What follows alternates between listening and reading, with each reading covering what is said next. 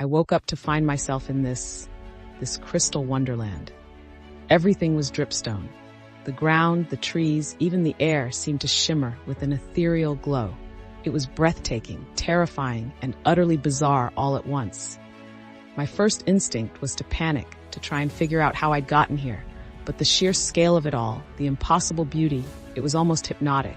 I knew I needed to find a way out, but the sheer strangeness of it all demanded exploration first. The silence was almost deafening, broken only by the occasional drip, drip, drip of water forming new crystalline structures. I took a deep breath, the crisp, cool air filling my lungs. This was going to be an adventure, whether I liked it or not. The initial awe quickly gave way to a cautious trepidation.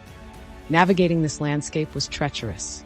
Every step was a calculated risk, the sharp points of the dripstone formations a constant threat. I felt a growing sense of vulnerability, exposed and alone in this alien world. The beauty was undeniable, but it hid a dangerous, unforgiving nature. I had to be precise, careful, and constantly aware of my surroundings. The sun never seemed to reach this place, only a faint, eerie luminescence coming from the crystalline formations themselves. My hunger was gnawing, and thirst an ever-growing companion. The lake was a surprising discovery, a vast expanse of crystal-clear water, reflecting the shimmering cave walls.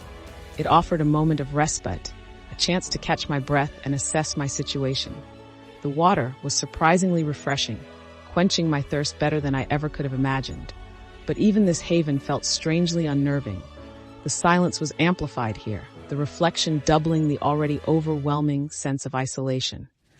I drank deeply, feeling the chill of the water run through me, a stark reminder of the cold, unforgiving nature of this place. I needed tools.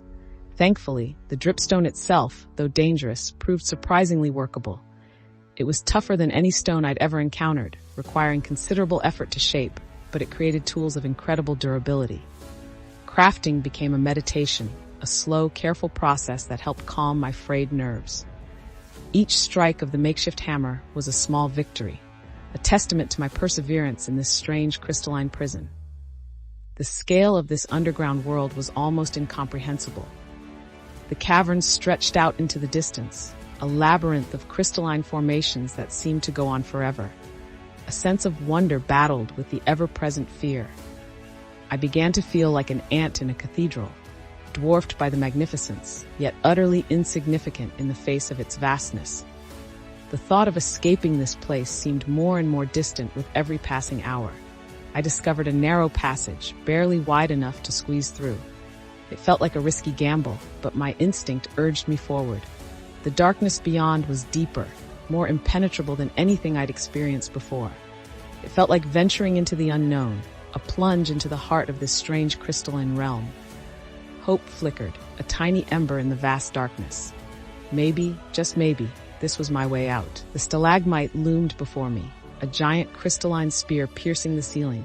It blocked my path, a seemingly insurmountable obstacle. Frustration gnawed at me. I'd come so far, only to be stopped by this behemoth. I spent hours studying it, searching for a weakness, a way around. This was a test of my determination, a challenge that demanded both patience and ingenuity. I refused to give up. Finally, I found a way. A small, almost invisible crevice offered a precarious path around the stalagmite. It was a nerve-wracking climb, but the thrill of overcoming the obstacle was exhilarating. I felt a surge of pride, a sense of accomplishment that washed over me like a wave. It was a testament to my resilience, my refusal to be defeated by this crystalline challenge. And then, a glimmer of hope, sunlight, a crack in the ceiling, letting in a sliver of the world beyond. After all this time, the promise of freedom felt incredibly real. I scrambled towards it, my heart pounding with anticipation and relief.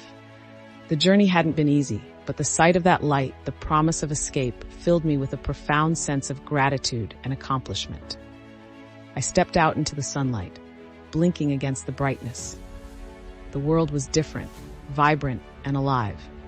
The memory of the crystalline realm would forever be etched into my mind, a testament to the resilience of the human spirit and the power of hope, even in the face of the most daunting challenges. The silence of the caves was replaced by the sounds of nature, a symphony of life that felt all the more precious after the stark isolation. I was free.